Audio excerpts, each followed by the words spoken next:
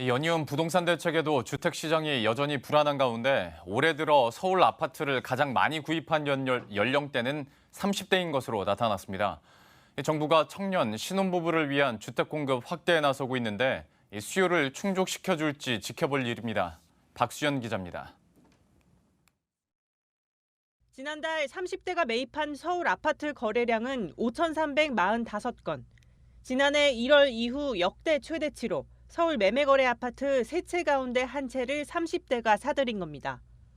직주 근접성이 높은 성동구와 강서구 매입 비중이 가장 컸고 고가 아파트가 많은 강남 3구 매입 비중도 늘고 있습니다. 최근 부동산 대책 효과로 30대 패닉 바잉이 많이 진정됐다고 평가한 정부 입장과는 대조적인 상황입니다.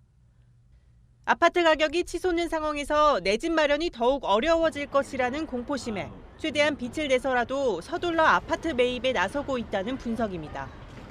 특히 30대는 무주택 기간이 짧고 부양가족이 없어 청약 가점제에서 철저하게 소외돼 있는 상황. 신혼특별 공급의 경우 맞벌이 부부는 소득 기준에서 미달되는 경우가 상당수인 데다 미혼 가구는 생애 최초 자격조차 안 됩니다. 변동성들이 하반기엔 더 커질 수밖에 없다라고 보여집니다. 자산을 갖고 있지 않은 사람들이 주택을 마련하는 것들은 더 어려워질 수 있고. 이런 상황에서 정부도 생애 최초 특별 공급을 민간 분양으로 확대하고 지분 적립형 주택 방안을 마련하는 등 공급 대책을 내놓고 있습니다. 지분 적립형 주택은 70%가 신혼부부, 생애 최초 주택 구입자를 위한 특별 공급 비중입니다.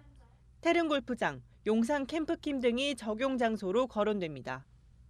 전문가들은 공급 정책 자체는 긍정적 시그널이지만 실제로 양질의 물량이 나와야 실효성이 있을 것이라고 조언합니다. 규모만 늘려서는 안 된다는 거죠. 잘 공급해 줘야 된다는 거죠.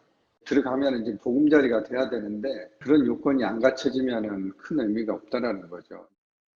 업계는 집값이 내려가지 않는 이상 젊은 층의 패닉 바잉 현상은 당분간 지속될 것으로 보고 있습니다. 머니투데이 방송 박수연입니다.